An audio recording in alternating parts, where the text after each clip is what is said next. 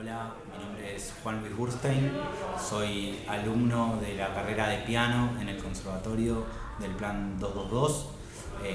La verdad que fueron muchos años acá en el Conservatorio y disfruté muchísimo de la carrera. No solamente el aprendizaje del instrumento, haber tenido la posibilidad de pasar por 3 docentes, sino también la posibilidad de la formación docente que se propone acá, donde los aprendizajes y las enseñanzas son muchísimas. Acabo de presentar mi proyecto de integración final, que de alguna manera propone el trabajo sobre la música argentina, estimular la interpretación de música argentina, a partir de una perspectiva no solamente musical, sino también histórico y política de las obras. Bueno, buenas tardes a todos y a todas. Yo me llamo Juan Luis Burstein, soy alumno de la carrera de piano.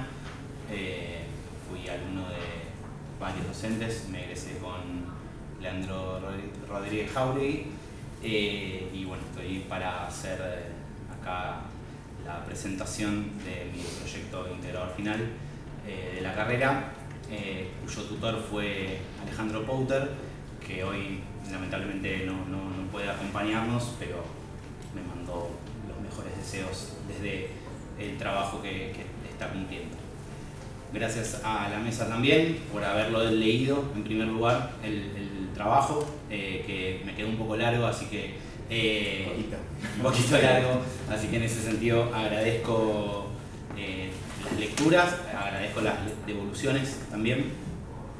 Y bueno, un poco la idea que tengo es explicar algunas nociones de este trabajo que quizás es un poco particular en relación a otros, porque tiene como una densidad teórica y no una densidad tanto desde la propuesta o desde la interpretación, ¿no? O desde la música en sí. Después nos vamos a meter un poquito más en ese sentido. Acá hay como unas primeras preguntas, con la primera de todas, esta que dice ¿para qué hago música? Es una pregunta que me acompañó de alguna manera toda la carrera, donde yo me gustaba muchísimo tocar el piano, me gustaba muchísimo estudiar, pero decía, quiero algo más, o sea, quiero algún motivo más por el cual dedicarme a esto. Y un poco en ese sentido fue la propuesta. Una primera respuesta que encontré, cuando me puse a leer para el PIF fue ya directamente en el diseño curricular, que decía que la propuesta de la formación docente no es solamente, bueno, vamos a tener compañía. ¿Vas vos? Sí. Okay.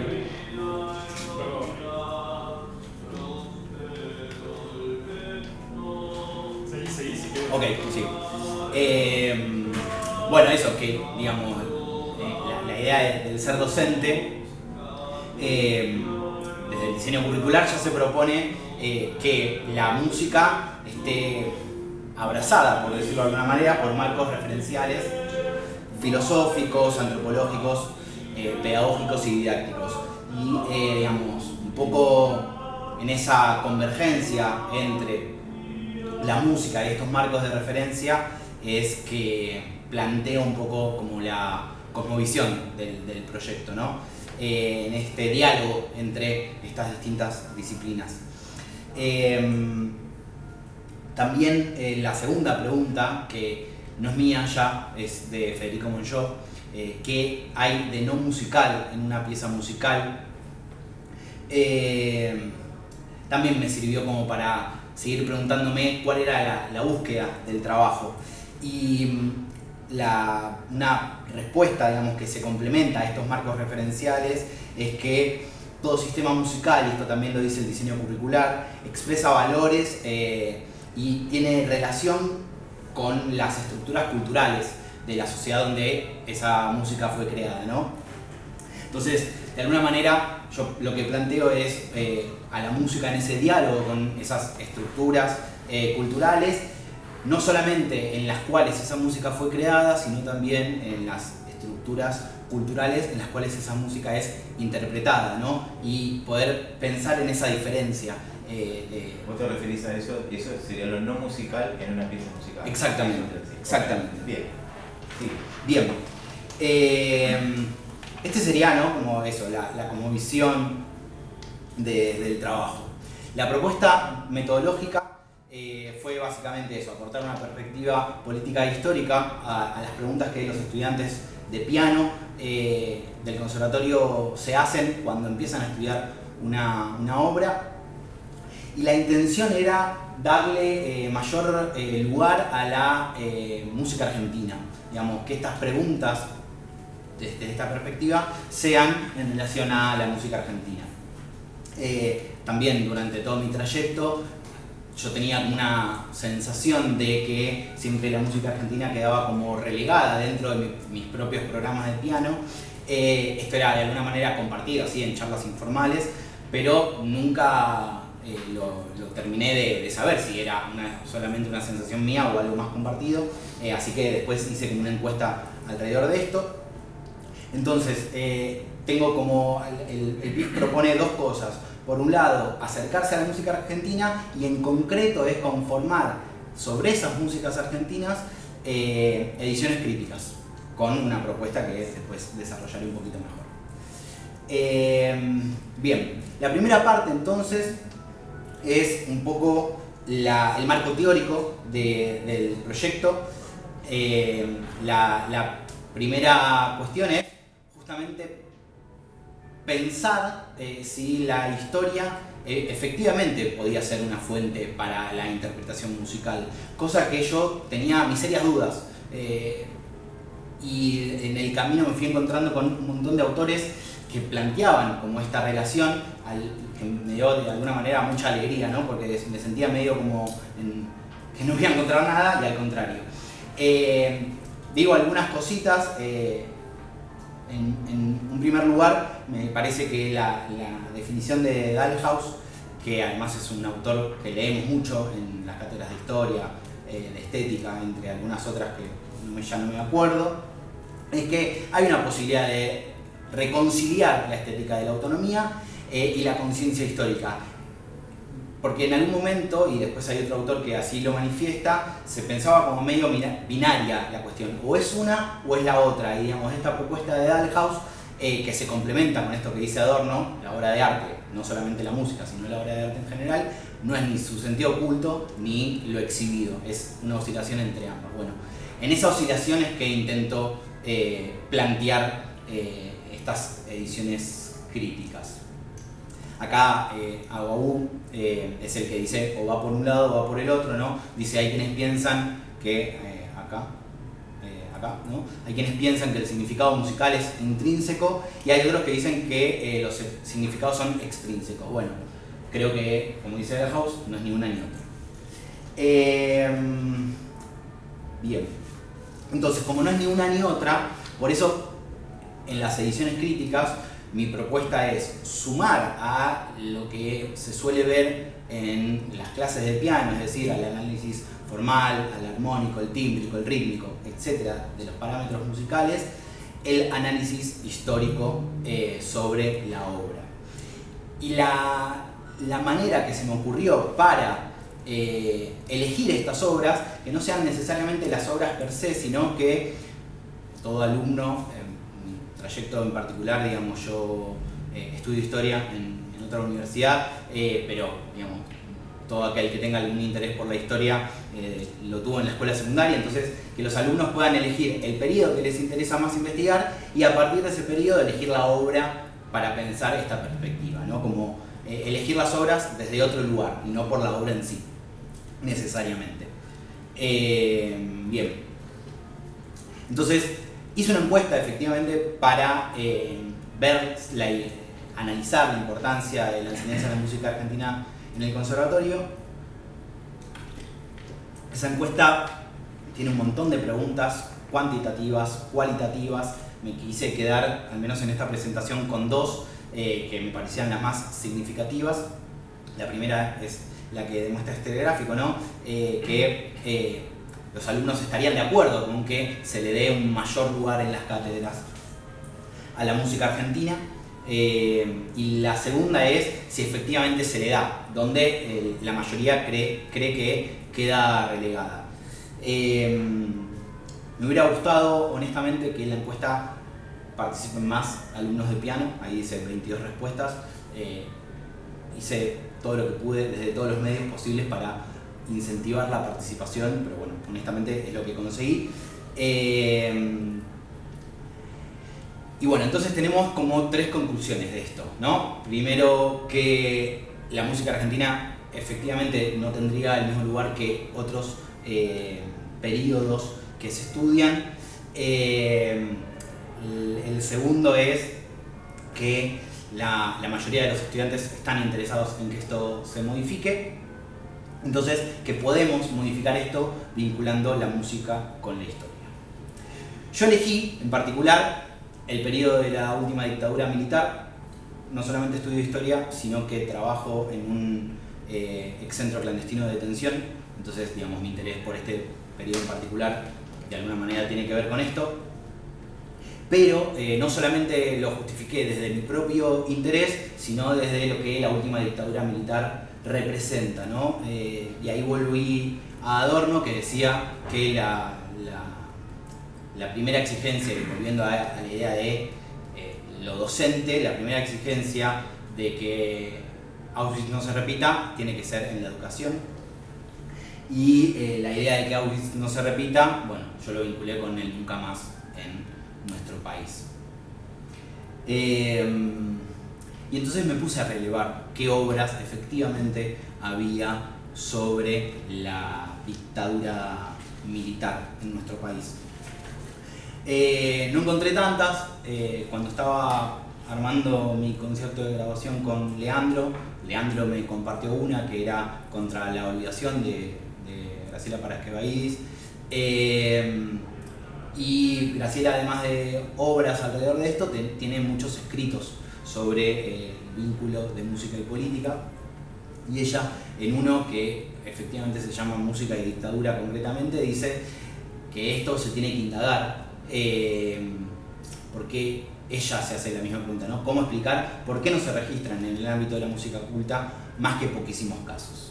Creo haber encontrado buena parte de esos poquísimos casos.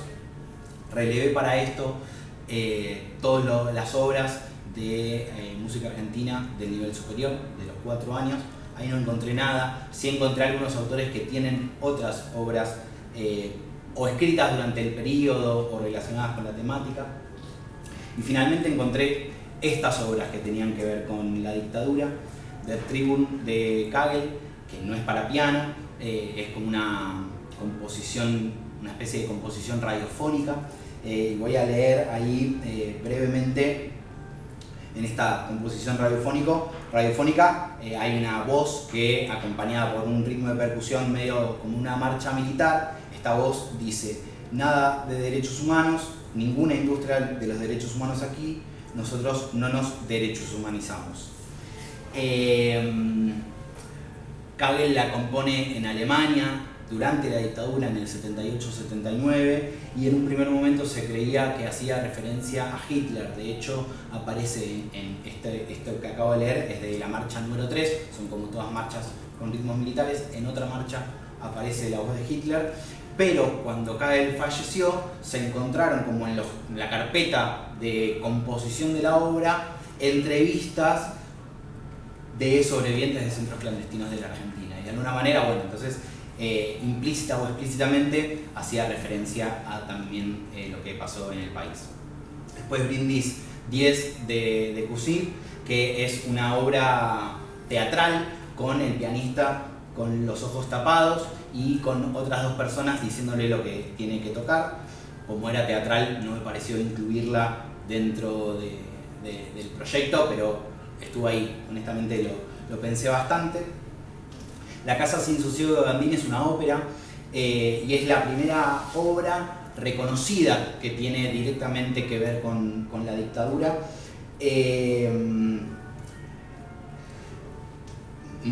Federico Mongeau dice que La Casa Sin Sosiego es, con La Casa Sin Sosiegos el tema de los desaparecidos ingresa explícitamente en la ópera argentina. Después, para los que no tienen nombre, es una samba escrita para piano de Roque de Pedro. También la pensé como posibilidad de incluirla en el trabajo, pero bueno, como es una samba y no era música académica en sí misma y encontré otras obras, bueno, decidí finalmente no trabajarla. ¿Dónde estás, hermano? Es de Luigi Nono, es una obra para coro, bueno, obviamente de Luigi Nono, un compositor europeo, y ahí sí lo que me pareció como significativo también es que hay pocas obras dedicadas a la dictadura, por lo menos que yo encontré, pero hay muchísimas obras dedicadas al holocausto.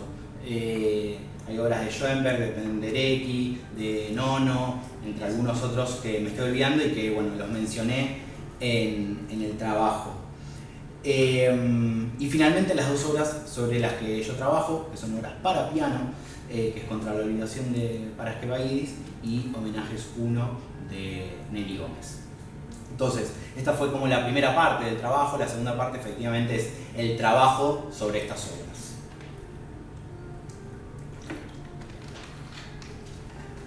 Bien. Entonces, ¿de qué forma vinculo yo la historia y la música? Produciendo estas ediciones críticas. Bien. Digamos, un poquito antes de esto que dice acá, que serían como los ítems para trabajar en cada edición crítica, lo que tuve que hacer es indagar un poco qué es una edición crítica, ¿no? Y ahí Patricio Materi, que trabaja en el IET, me ayudó bastante. Y él dice que la edición crítica es una herramienta para acompañar un estudio. En ese sentido también, Graciela Paraskevaidis cita a un musicólogo que se llama Hans Werner, y él dice que el proceso musical tiene como dos instancias: el proceso de pensamiento y el proceso efectivamente de la ejecución de la música. Y ahí era donde yo decía, bueno, ¿cómo hago, no? Porque de alguna forma mi trabajo se está enfocando más a la instancia de pensamiento que a la de la ejecución. Después daré algunos ejemplos para que se entienda cómo están relacionadas estas dos cuestiones. ¿Vas a tocar un poco? Voy a tocar un poquito, sí. Bueno, voy a tocar eso, algunos fragmentitos, sí, simplemente, perfecto, como para ejemplificar. Sí. Ya que está la pregunta, Sí. pensé en tocar las obras completas. Por un lado dije, che, el tiempo no da, y por el otro dije, el trabajo es sobre los fragmentos, el trabajo no es sobre la obra completa. Después la obra completa uno la ejecuta frente al público, en un examen, donde sea, pero el trabajo es sobre los fragmentos, entonces yo toco los fragmentos, ¿no? Bien, entonces ambas ediciones críticas tienen lo mismo, ¿no? Una biografía de, en este caso, las compositoras, el contexto de producción de la obra, el vínculo entre ese contexto y la obra, una investigación sobre otros análisis, un análisis propio y qué cada uno se imagina, ¿no? A partir de ese análisis y vincularlo con el contexto de producción. En relación a Paraskevaidis, me pareció importante resaltar tres cosas. La primera es, a partir de hay un libro muy conocido de Omar Corrado, que es análisis sobre la obra de Paraskevaidis, y él mismo dice que la obra de Paraskevaidis se organiza a menudo por yuxtaposición o superposición de francas tímbrico-texturales, y esto me parece mucho más significativo para la obra en particular que yo analicé, que es que cada pieza implica una economía de recursos, y esa economía, con esa economía de recursos buscaba ella la máxima atención y la máxima expresividad. En relación, voy un paso antes. Paraskevaidis compone esta obra en el año 1998, años en los cuales la década de los 90 había como un olvido sobre lo sucedido en la dictadura militar, y por eso es significativo el título de la obra, Contra la olvidación, que es un verso de un poema de Juan Heyman. Y digamos, un poco a partir de este contexto de olvido, a partir del propio título del nombre, es que yo intenté pensar, por un lado, en el caso de esta obra, solamente imaginarios. En el caso de la obra siguiente, pensar en el contexto de la composición y en lo que la propia compositora quiso expresar, a tomar decisiones musicales sobre la obra. Eso porque pudiste hablar con ella nomás. Exactamente. En el Esta caso, fallecida, no. sí, en el caso de Paraskevaidis hablé con, Sí. no lo incluí en el BIF, Sí. pero hablé con el pianista que estrenó la obra en Uruguay en el 98. Pude hablar con él. Exactamente, y él decía algo interesante en esto, volviendo para atrás, de si la significación es intrínseca o extrínseca. Para Paraskevaidis la significación era intrínseca. Ella decía, no pensés en nada al momento de estar tocando la obra. Bueno, un poco rompí con esa tradición. Lean, ¿te acordás el nombre del pianista? Manuel Lorazar, está. Profesor de acá. Sí, claro. Se me escapó, como no lo incluí, se me escapó el nombre. Pero bueno, hablé hace un par de años con Manuel. Bien, entonces las dos características que me interesaba resaltar es el uso extremo del registro agudo, ahora lo vamos a ver, y una persistente y sostenida pulsación. Voy a tocar entonces el primer sistema de la obra y después voy a tocar casi la última hoja y después explico un poquito cómo lo vinculé. No hace falta, no hace falta. ¿Seguro? Sí. No se ve ya.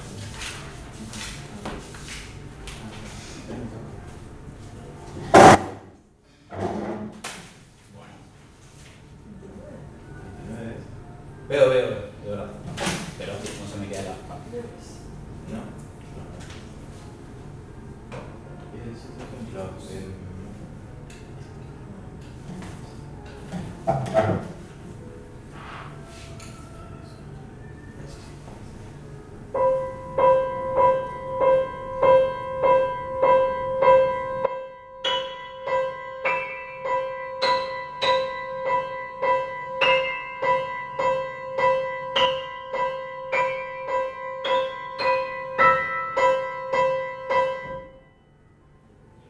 En seco a propósito porque el efecto que Graciela quería generar es un poco lo opuesto.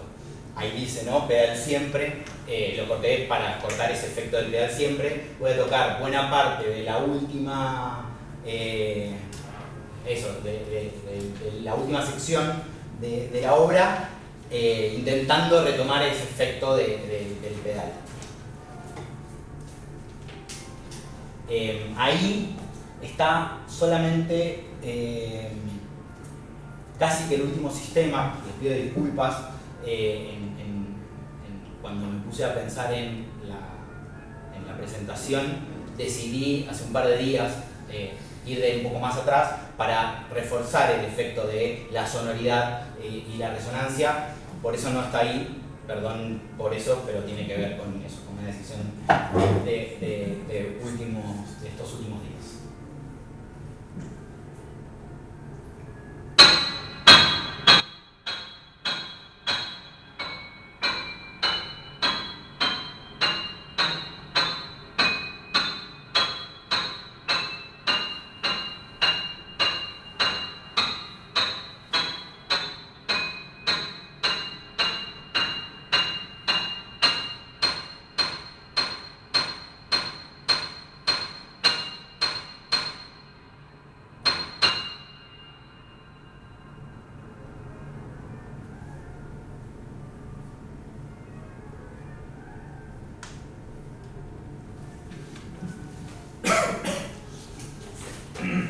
Bueno, en relación al primer fragmento, yo con lo que me imaginaba era la cuestión de la tortura en los centros clandestinos de detención. ¿Por qué? Porque la persistencia rítmica, de alguna manera, y el por 9, ¿no? Con el que comienza la obra, ese intervalo repetido 9 veces, de alguna manera lo que genera es una sensación de que el tiempo no pasa, ¿no? Cuando algo distinto va a suceder. Y eso, de alguna forma, es lo que sucedía en las salas de tortura, donde el tiempo tampoco pasaba.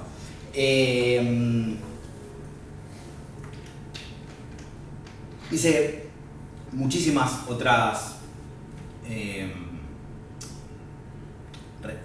relaciones entre la obra y el contexto. Lo que a mí me parecía más significativo era lo que sucedía con el último fragmento, que digamos, esa resonancia que queda sonando era de alguna manera paradojal para mí. ¿Por qué? Porque por un lado se plantea, bueno, toda la obra pasa del mezzo forte al forte, únicamente tiene ese manejo de la dinámica, y la última parte que termina en forte, pero termina absolutamente en la octava más aguda del piano, o sea, no tiene resonancia eso. Y sin embargo, Paraskevadis decide que la última nota sea una redonda ligada a otra redonda con punto, para justamente que esa resonancia quede en el ambiente. ¿Por qué me parecía esto significativo? Bueno, básicamente porque esa resonancia es lo que se está queriendo olvidar. Que sea el registro agudo es que no se escucha, básicamente, ¿no? Que no tiene armónicos sonando. Que sea fuerte es que no se escucha, pero se intenta escuchar. Hay alguien que está queriendo que eso se escuche. Y que la resonancia quede de alguna manera es, bueno, que a pesar de que era un contexto olvido, bueno, es una manera de manifestarse en contra de eso. Por eso el final me parecía de alguna forma lo más significativo de esta obra. Bien, y después la otra obra, bueno, lo mismo, incluí una biografía de Nelly Gómez, como decían acá. Nelly está viva, tuve la posibilidad de hablar con ella, tuve la posibilidad también de hablar con Diana Lopsic, que fue la pianista que estrenó también la obra. El contexto de producción es muy distinto. La obra es compuesta en el 2017, donde por un lado había políticas de memoria, verdad y justicia, pero por el otro lado había una especie de retroceso en ese sentido. Los juicios medio parados, el 2x1 como gran ejemplo, ¿no? de esos retrocesos. Y el vínculo entre el contexto y la obra, cuando le pregunté a Nelly por qué la compuso, bueno, porque en ese contexto de retroceso quiso justamente homenajear. La obra se llama Homenajes 1 a los 30.000 y a los sobrevivientes. En relación al resumen de investigación sobre otros análisis, bueno, cito brevemente a Gómez y brevemente a Lopsic. Perdón, ¿por qué? Sí. Homenajes 1. Porque hay un Homenajes 2, pero no es para piano. Ah, no. Gómez, a la inversa de lo de Luigi Nono, por ejemplo, tiene una obra que ahora hace el 4 de noviembre se tocó en el Colón sobre Treblinka, el campo de concentración en República Checa, si no me equivoco. Bien, por eso se llama Homenajes 1. Bien. Es para trompeta y piano, esa obra, si no me estoy equivocando. Entonces, Gómez, en este posicionamiento de música intrínseca y extrínseca, es el opuesto a Paraskevadis, ¿no? Ella dice, me interesa buscar sonoridades que representen algo concreto. Lopsic, esto es el final de la obra, porque voy a tocar último. Dice que, bueno, primero viene la parte de Dolores Insoportables, cuya no hace falta ser mucho más explícito, ¿no? Hace referencia a los sobrevivientes y habla de dolores insoportables, y después habla de desesperanza. y lo que Lopsic pensó en relación a esa desesperanza. Ella dice, bueno, es un canto salmódico en do menor claramente, y esa oración, por un lado, rompe con todo lo que viene sucediendo y hay una entrega a algo superior. Esa entrega a algo superior durante la tortura de los dolores insoportables también es algo que relatan los sobrevivientes, por eso me parecía importante esta idea de Diana. Y después, en relación concretamente a tomar una decisión musical,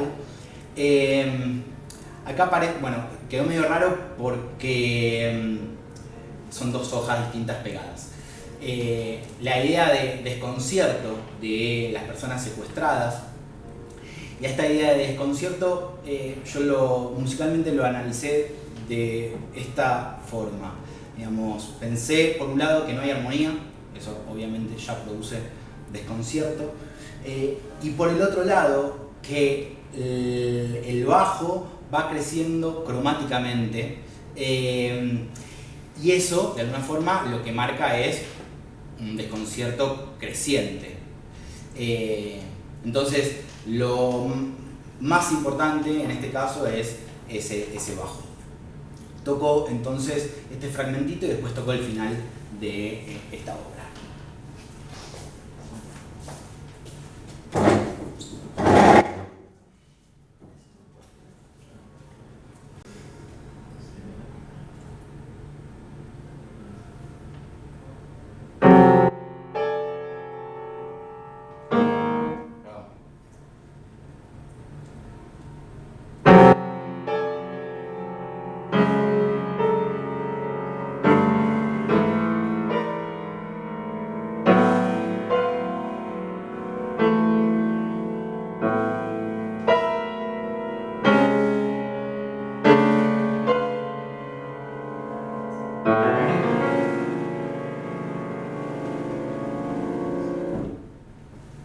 La última blanca no figura ahí, pero me parecía que cerraba un poquito la idea, por eso la toqué.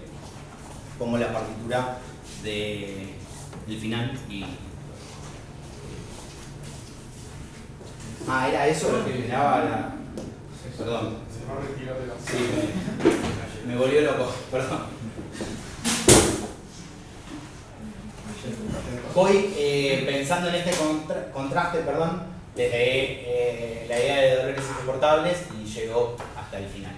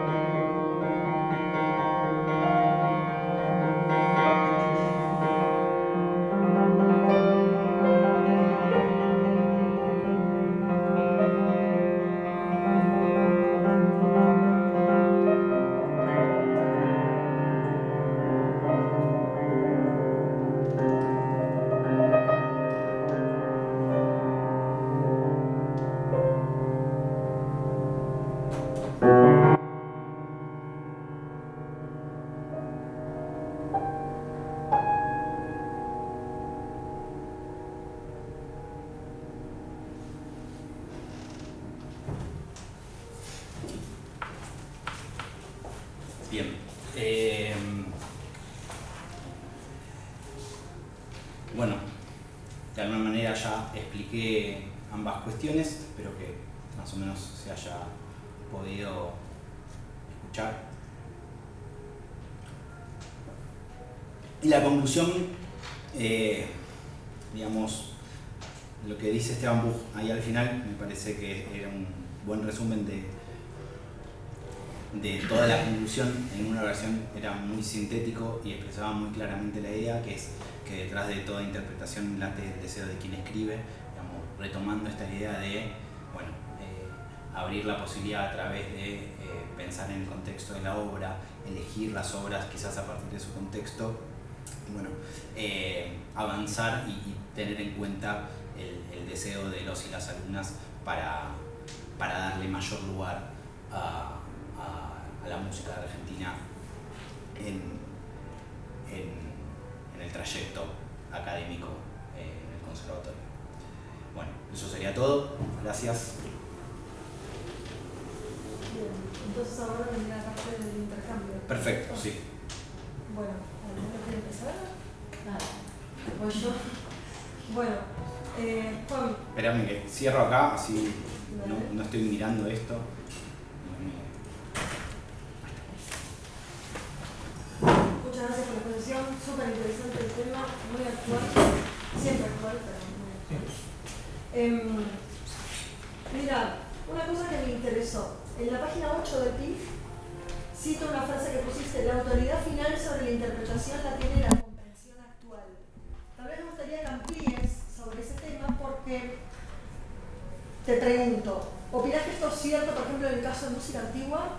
Porque a mí se me ocurrió en el caso de la reconstrucción de instrumentos, tratando de lograr un resultado fiel a la época original, no la actual, la lectura de tratados de época y justamente el rechazo de la visión actual, confiando que hay otra manera de interpretar, y me acordé eso que estudiamos, que Mendelssohn reestrenó, ¿no? La Pasión. Bueno, es que justamente esa frase mía viene después de una cita de Federico Monchot también, y él dice: no podemos de ninguna forma, o sea, digamos, físicamente e intelectualmente no podemos tocar a Bach cuando fue estrenada, que después de Mendelssohn, Schubert, Beethoven, Wagner, etc. Hoy en día, entonces, digamos, aunque pensemos en los instrumentos de época, en intentar replicar el sonido tal cual Bach se lo imaginaba, es imposible que nos signifique lo mismo, ¿no? Aún pensándolo culturalmente, digo, Bach, algo que pienso en voz alta y se me ocurre ahora: Bach era protestante, yo soy ateo. ¿Me puede significar lo mismo una cosa y la otra? Cuando Bach lo componía, digo, qué sé yo, los motetes, para todos los domingos que se canten en las misas, bueno, entonces desde ese lugar, aún, digamos, con la pretensión de recrear, hay una imposibilidad para que las significaciones sean claro, el producto sí mismo homólogas. lo recibimos de distintas formas. Exacto. Además ya tenemos 500 años de música encima Exacto. y la posibilidad de escucharlo. No sé si como Bach se imaginaba, pero como siguiendo tratados, creo que la idea era no interpretarlo con los anteojos, por ejemplo, del color romántico. Por lo menos buscar una nueva estética. Eso totalmente, digamos. Por eso me parecía... Yo hubiera entrado en muchos más problemas si esta mirada interpretativa de lo que nos significa excluía el cómo interpretarlo, ¿no? Entonces, bueno, desde ya que el cómo interpretarlo no son excluyentes estas cuestiones. Entonces, no tocarlo como se tocaba la música de Mendelssohn no implica o no anula intentar tocarlo como lo tocaba propiamente Bach, no anula que no signifique algo distinto hoy que en su momento. No me acuerdo dónde lo leí, pero lo leí preparando el proyecto,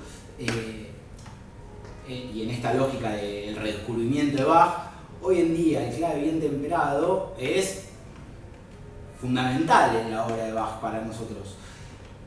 Cuando Bach lo escribe no lo era tanto, la música de Bach eran otras las músicas de Bach importantes. Bueno, entonces es imposible que si nos resultan significativas otras obras, eso no influya a la hora de tocarlo. Pienso, qué sé yo, y por haber tocado Bach, en el uso del pedal.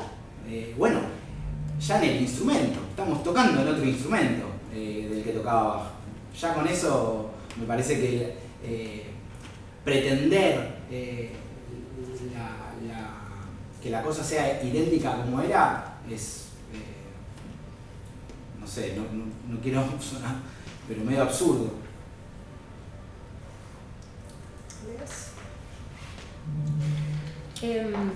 Bueno, valoro muchísimo el tema que elegiste, el proyecto que desarrollaste y el resultado de esta edición crítica de las obras.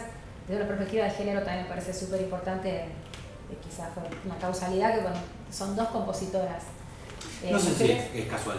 No lo sé, sí, también me estaba preguntando mientras que desarrollabas todo esto. Bueno, nada, entraríamos en otro Sí. camino de conversación. Pero sí, creo que hiciste una investigación enorme y que tenías muchas preguntas. Viste, cuando hay que escribir un trabajo, en general es importante definir las preguntas, incluso acotar las preguntas.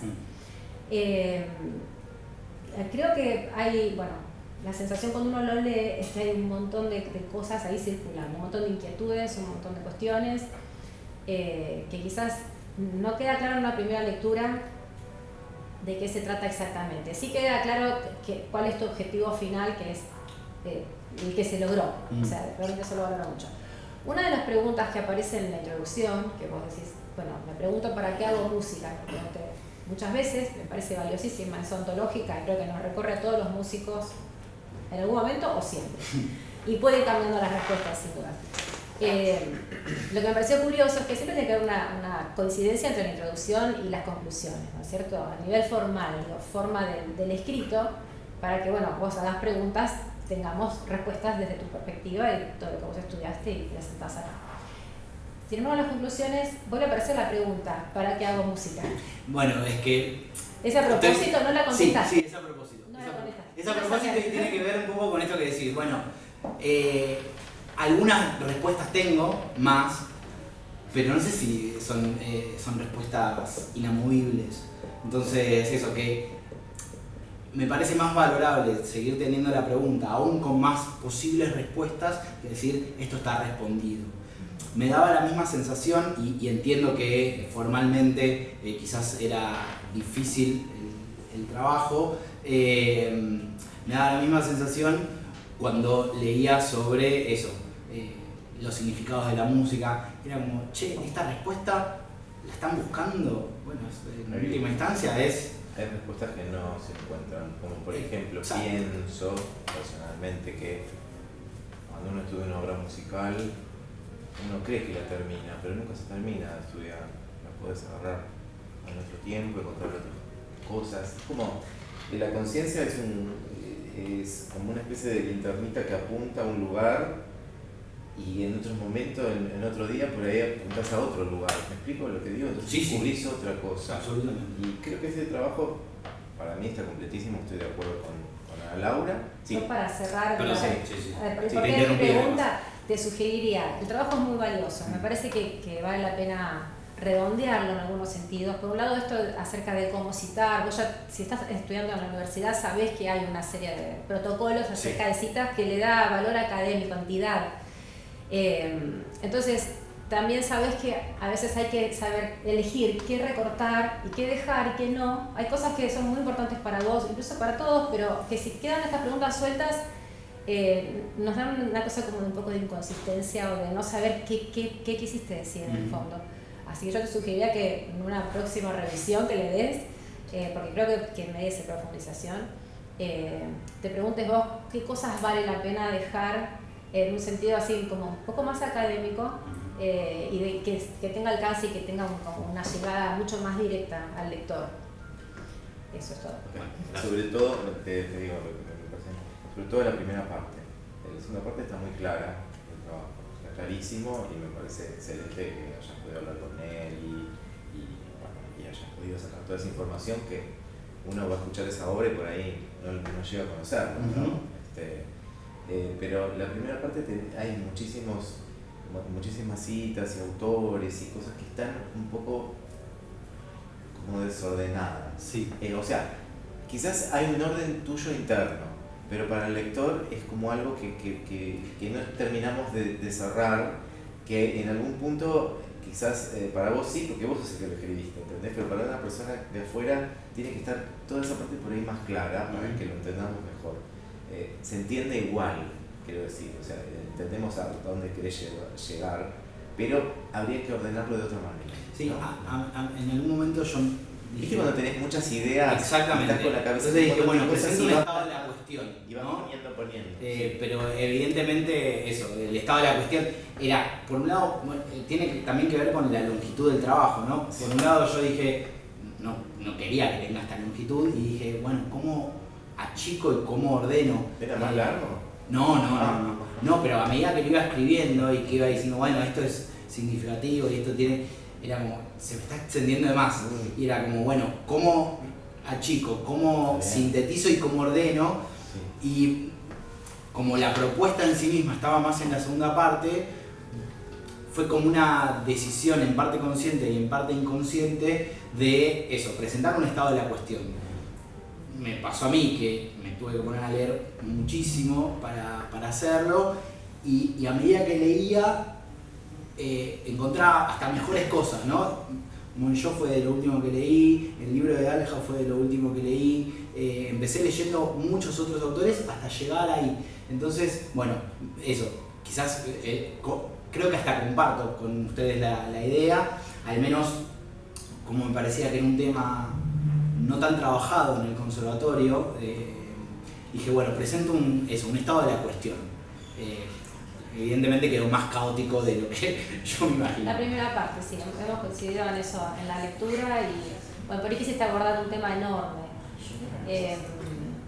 Y yo en esto de la cuestión hubiera incluido otros escritos, otros estudios, no solo autores, como vos pones a Monilló, a Gau, etcétera, que son personas que se sientan a pensar, sino también personas que hayan investigado y hayan hecho un trabajo al estilo tuyo, digamos. Pero bueno, esto es pidiendo mucho, pero en realidad para mí son dos trabajos los que vos planteás. Claro. Entonces, lógicamente, bueno, es enorme. No, me gustaría igual decir una cosa porque leí un montón, digo, desde Materi a otra gente, Melanie, se me escapa ahora el apellido, trabajó mucho sobre la obra de Ginastera, desde esta perspectiva, y yo en algún momento dije, bueno, doy otros ejemplos de personas que están haciendo algo similar. Pero de nuevo, era demasiado. Y había algo de toda la primera parte que me parecía importante ponerla también. Bueno. Lo tomo absolutamente y lo comparto. Vale. ¿Es todo? Bueno, le damos un aplauso.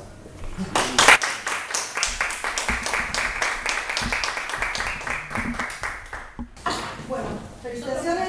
Sí, gracias. Un 9. Bueno, gracias. Y bueno, ojalá puedas seguir con este trabajo y es súper interesante. Así que, y sobre todo lo importante es eso, que le puedas corregir esos temas de forma para que después también lo puedas presentar en lugares donde la academia va a ser muy estricta con eso y que también eso te represente mejores posibilidades laborales incluso. Así que, buenísimo.